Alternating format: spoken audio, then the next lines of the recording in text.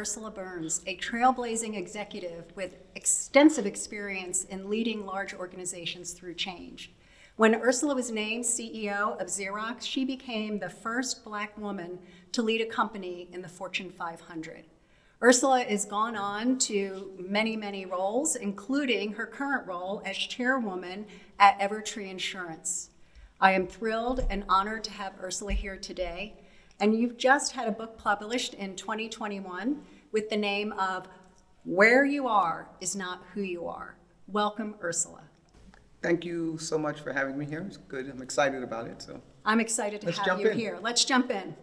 So the title of your book is, there's a lot of significance to it. So can you tell me how it reflects your personal and professional journey? Yeah, everything about me today is born from where I came from. And everything about where I came from was focused around my mom. My mother was a single parent. She died when I was 25 years old, when she was 49.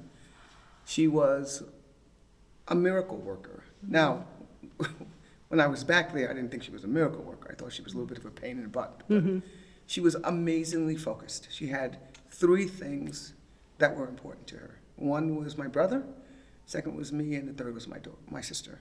She had 3 kids. She made very little money. She was a home health care, daycare worker.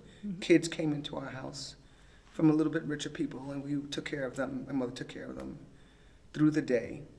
And her focus was on, like I said, her kids, and she had these isms. One of them was this: where you are is not who you are. And remember that when you're rich and famous.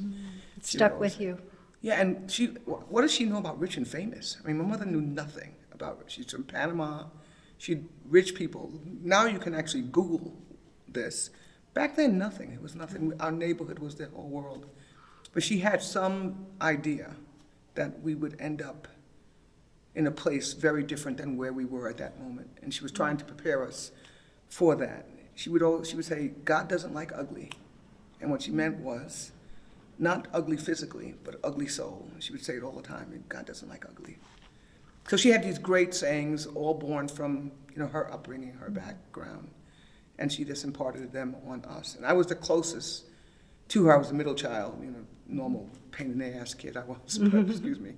But she was just very clear and unwavering in her love, but also in her discipline and her expectations. I'm so sorry you lost her at such a young age. I was 23 when I lost my dad. He died at 50, so I know how hard it is. Yeah, it's unbelievable. People think you can, and you do, of course. I mean, to an extent that you can get over this. To this day, my mother's been dead twice as long, almost, as she was alive. She was alive in my life, and she is still unbelievably present. In just about every major decision, she's there. In my kids, you can see her there. So obviously, when you ask, where does that come from and how much does it affect me today? It's everything about me is from It's literally part of your DNA. Yeah, it's part of your DNA. Yes. How did your early experiences shape your leadership style and business philosophies? Yeah, one of the things my mother always told me is that if you didn't say to people what you wanted, that they would never know. She would always say, it was really funny. I said, well, I want to. She said, well, did you tell the teacher? I said, oh, no. She said, well, how are they going to know? She said this all the time. How are they going to know? If you don't tell them, you should expect them to not understand and not know. And so one of the things I'm known for is that I'm very frank and I'm outspoken, and people say you're natural. And it's because starting from my mother, all the way through grade school, Catholic school, which was a great school, high school, all-girl Catholic school, all the way to work, first job at Xerox, summer interns at, all these labs that I worked at in the summers when I was in college. All of it was, I got reinforced and reinforcement from saying things. So people didn't say, oh, no, shut up, you don't know what you're talking about. You say something, even if it's a little bit controversial, but generally wasn't. I mean, it was just answering a question that somebody asked something and you answer. Reinforcement was pretty prevalent. So I just, from the very beginning, starting with my mother till very much later, even to this day, I've practiced and been reinforced with asking questions, being engaged. Being curious. Yeah, being curious. A lot of people aren't, right? And society generally for younger people basically says, just sit down and shut up and stay in the corner. We didn't have a lot, but we didn't have that. Mm-hmm. You know, we didn't have that. My mother was, gotta speak up, you gotta speak up or else nobody's gonna know. And that's a lesson that's hard for a lot of women, and you were able to learn it young from your mother. Yeah. And it's so important for women to speak up. You wrote in your book, quote, "The corporate model is white male and we're conforming to the structure built by them." Do you still believe that today? Absolutely. And are we making any progress? Little bit. A little bit? A little bit. But we're sliding back. I just said that in my speech this morning. I'm so nervous about this because I think people are not really paying attention to what's happening here. This is not about an individual, you or me, right? Because you're going to be fine, I'm going to be fine. Right? Right. I mean, at the end of the day, you're fairly established. You can make it in the world. You have children. If you do, we're preparing the world for them. There are people like my mom who came over with nothing. We're preparing the world for them. Because if we don't do something that changes the old paradigm, which is, there's a playing field, white men laid the field out. There are rules, they decided on the game. There are rules to the game. They wrote the rules. Yes. There are judges, referees, whatever the hell, CEO, who judge they are the judges. And then they say to us, the people who are not like them, come play. They didn't say, please come play, but they said, come play because, we're running out of men, because we need some help, we need dangerous jobs done, whatever the heck it is. Come play. We go and play. And they say, oh, but you're really not favored here. You're really not even really liked here. You say, why? They say, because you're not playing the game like I play the game. We say, well, we're women. We don't play the game like you. The job will get done at the end of the day.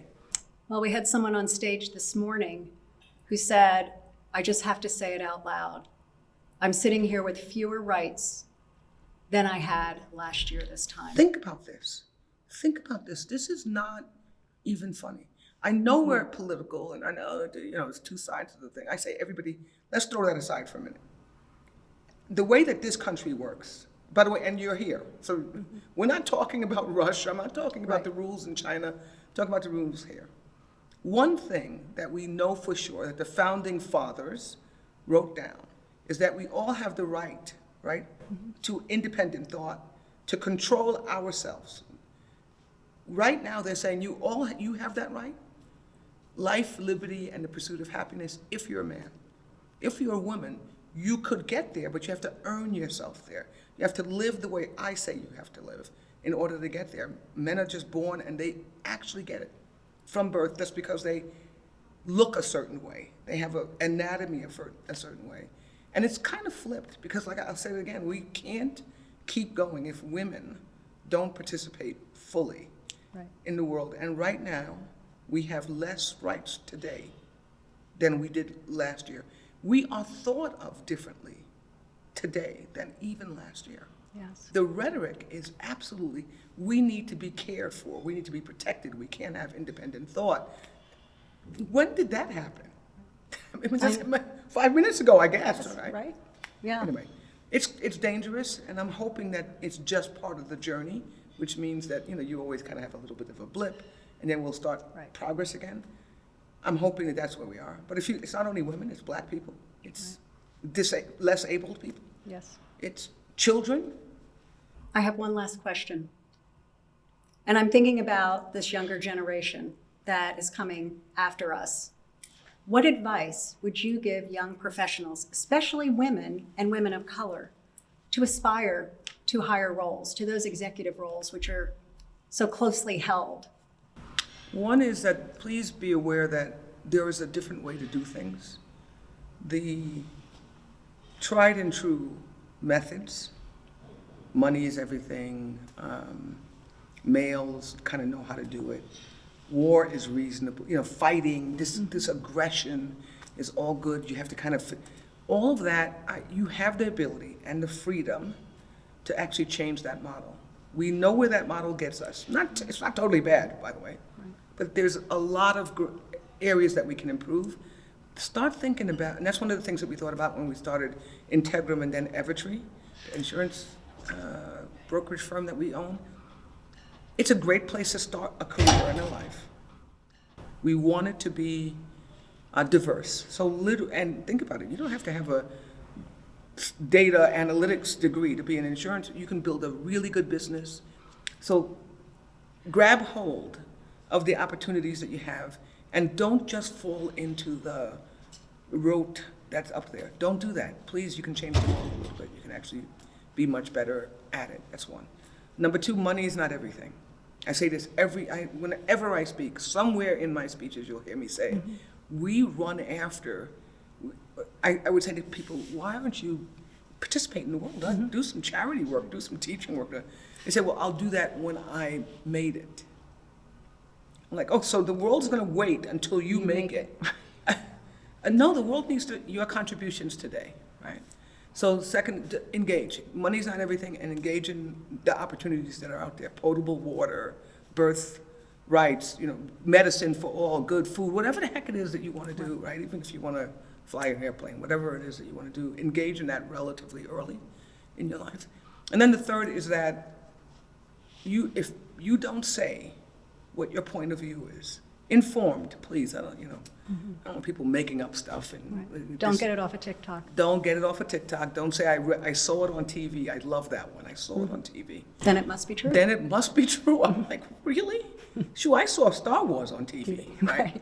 And last I knew, I think it was a movie. So Yes. Please understand that you have a responsibility in this world. So go after it. And then last is work hard.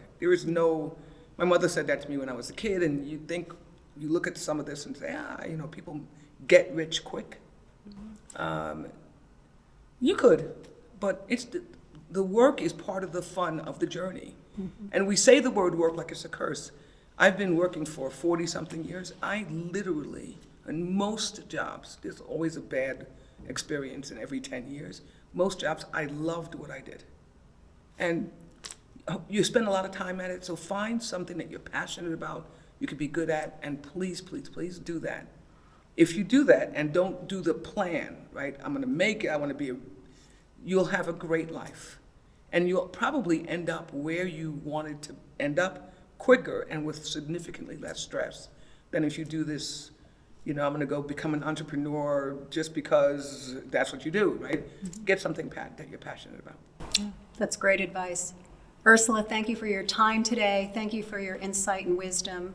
And thank you for speaking out and speaking so honestly to all of us. You are welcome. Thank you for having me.